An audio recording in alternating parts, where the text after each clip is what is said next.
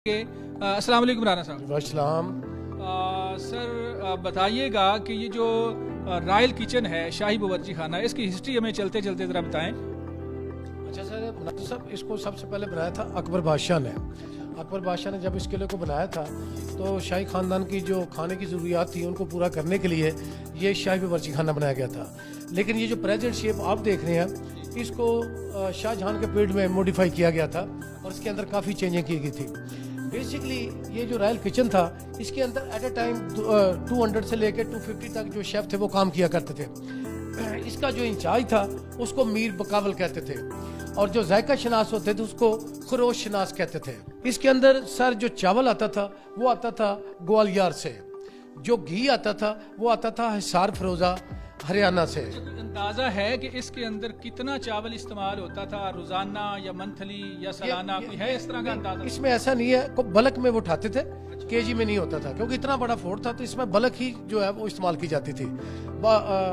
Unlimited जो quantity है उसकी सप्लाई दी जाती थी। लामहदूद चावल और लामहदूद जी। तो सर चावल आता था ग्वालियर से, गुड़ आता था फतेहपुर सीकरी से, आगरा के पास एक छोटा सा शहर है, घी आता था हिसार फरोजा से। और मौजूदा आपको मजे की मैं ये बात बताऊं कि उनके खाने के अंदर जो है बकरा कम इस्तेमाल होता था, ब्राउन रैबिट और हिरन का इस्तेमाल ज्यादा किया जाता था। और मैं मजे की बात ये बताता हूँ सर आपको, 1634 में एडवर्ड टेरी एक ब्रिटिश यहाँ पे आया था तो उसकी दावत की थी आसफ खान है जो ससुर था शाहजहां का। शीश महल में एक दावत की थी तो उसको मतंजन पेश किया गया था जिसको आप येलो स्वीट राइस हमारी जुबान में आप जर्दा कहते हैं। अच्छा, ये तस्वीरें इसके पुराने दौर की लगी हुई हैं, इनके बारे में बात करते हैं। सर जब अंग्रेजों ने 1849 पे कब्जा किया तो उन्होंने इसको टॉर्चर सेल में तब्दील कर दिया और जो बागी थे उनको यहाँ पे कैद खाने में रखा जाता था। जब महाराजा रणजीत सिंह आए तो उन्होंने इसको स्टेबल बना दिया जिसको आप अस्तबल कहते हैं। इस दौरान इसकी काफी जो है पोजीशन वो खराब हो गई थी। हमारी वॉल सिटी अथॉरिटी जी, हमारी वॉल सिटी अथॉरिटी ने इतना ज्यादा काम किया है इसके ऊपर कि आप ये पुरानी तस्वीरों से और नवा ये जो अपना रिस्टोर हुआ है काम ये देख के तो आपको अंदाजा हो सकता है कि इसके ऊपर कितनी मेहनत की गई है। अच्छा, ये जो इधर का जी जी मुनाज़िर साहब, this part is left as it so you can understand the original architecture of the Mughal period. इसको एज इट छोड़ दिया गया ताकि मुगलों का जो उस वक्त आर्किटेक्चर था उसकी आप जो है थोड़ा आप इसको समझ सकें। अच्छा, ये एक जो गुंबद नुमा चीज है ये पुरानी ज़ाहिर गिर गई है, 100% ये ओरिजिनल मुगल दौर की है। इसको बनाया नहीं जा रहा ताकि उसकी असल जो शक्ल है और शेप जो आपकी समझ तारीख के झरोकों में इंसान करे।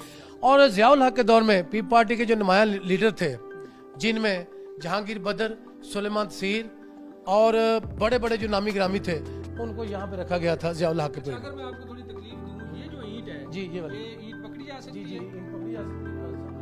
अच्छा, इस ईंट के बारे में कोई आपकी क्या रिसर्च है? हाँ जी, ये ईंट उस दौर की है जी 100% ये मुगल दौर की ओरिजिनल, मुगल दौर की है। और उस वक्त ये छोटी ब्रिक्स चलती थी। अच्छा, और कोई सीमेंट वगैरह नहीं इस्तेमाल होता था। ये सारा किला दाल माश गुड़ चूना मार्बल, यानी इस ईंट के अंदर दाल माश नहीं ईंट के अंदर नहीं, इसको जोड़ने के लिए जोड़ने के लिए ये तो मिट्टी की बनी है ना। दाल माश गुड़ चूना मार्बल पाउडर बड़े जानवरों की हड्डियों का पाउडर और इसबगोल डाल के ये सारा मटेरियल पकाया जाता था, फिर ईंटों के दरमियान लगाया जाता था। सीमेंट की एज जो है तकरीबन 100 साल है। ये जो मटेरियल लगा हुआ है इसकी जो एज है ये 1000 साल के करीब है। हाँ जी, ये कसूरी कंकरी कहते हैं इसको। ये दरियाओं से छोटी छोटी कंकरियां नहीं होती वो जो पानी के साथ बह के आती हैं तो इनको भी डाला जाता था मजीद स्ट्रेंथन करने के लिए ताकि ईंटें ईंटों के साथ जुड़ सकें। आगे हम चलते हैं और थोड़ा सा और हमें बताएं। और हिंदुस्तान का सबसे बड़ा पॉलिटिकल लीडर जवाहरलाल नेहरू वो भी 6 माह के लिए यहाँ पे रह के गया था। जवाहरलाल नेहरू भी 6 माह के लिए यहाँ रखा था उसको। यहाँ क्यों रखा? अब अंग्रेजों ने उसको अपना अंग्रेजों के खिलाफ था ना वो। अच्छा, अंग्रेजों के खिलाफ था, बंद करके रखा। इसके बाद शायद खाने नहीं खाना खाने नहीं आया था। बहुत पुरानी बात है। नहीं वो खाना खाने नहीं आया था अंग्रेजों का, वो वैसे पॉलिटिकली प्रिजनर था तो उसको यहीं रखा था उसको। उसके बाद फिर उसको मोंटगोमरी जिसको आप साहिवाल कहते हैं। काश ये ईंटें बोलती होती और ये मटेरियल और ये कंकर इनकी कुछ जुबान होती। जुबान तो है, माहिरीन जानते हैं, लेकिन उस तरह की जुबान जिस तरह का हम बोल रहे हैं, जिस तरह जुबैर साहब हमें बता रहे हैं, अगर इस तरह की इन ईंटों की, इस मटेरियल की, इन दरो दीवार की अगर कोई जुबान होती तो आज वो जुबान से हमें बताते कि यहाँ ज़माने के क्या क्या जुल्म सितम हुए, क्या क्या अच्छाइयाँ हुई, कैसे हुकूमतें हुई, कौन कौन से बड़े लोग यहाँ पर कैद रहे और क्या क्या मामलात रहे। बहरहाल हमें इस वीडियो में इजाज़त दें, इंशाल्लाह इस तरह का कोई और प्रोग्राम लेकर आएंगे तारीख़ के हवाले से और माजी में आपको लेकर जाने की कोशिश करेंगे। इजाज़त दें, अल्लाह हाफिज़।